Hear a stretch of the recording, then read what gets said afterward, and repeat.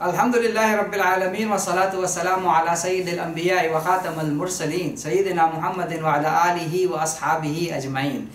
مسلم امہ جسد واحد کی مانند ہے، ایک جسد ہے، اس کے کسی ایک عضو پر تکلیف ہوگی تو سارے جسم کو تکلیف ہوگی۔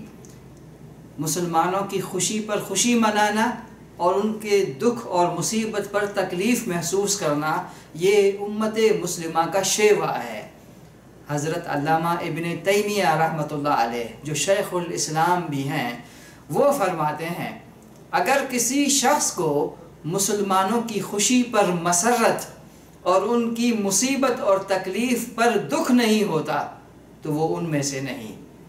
اگر اسے تکلیف نہیں ہوتی امت کی تکلیف پر اور خوشی پر اسے خوشی نہیں ہوتی تو پھر اس کا امت سے کیا تعلق ہے؟ اس کا کوئی تعلق نہیں ہے امت سے۔ وجہ کیا ہے؟ وجہ یہ ہے کہ امت مسلمہ جسد واحد کی مانند ہے، کسی ایک عضو پر تکلیف ہوگی تو سارا جسم بلکتا رہے گا درد سے۔ اللہ تعالی ہمیں امت مسلمہ کا دکھ درد محسوس کرنے والا بنائے۔ اللہم صلی علی سیدنا محمد وعلی آلہ وصحبہ وسلم۔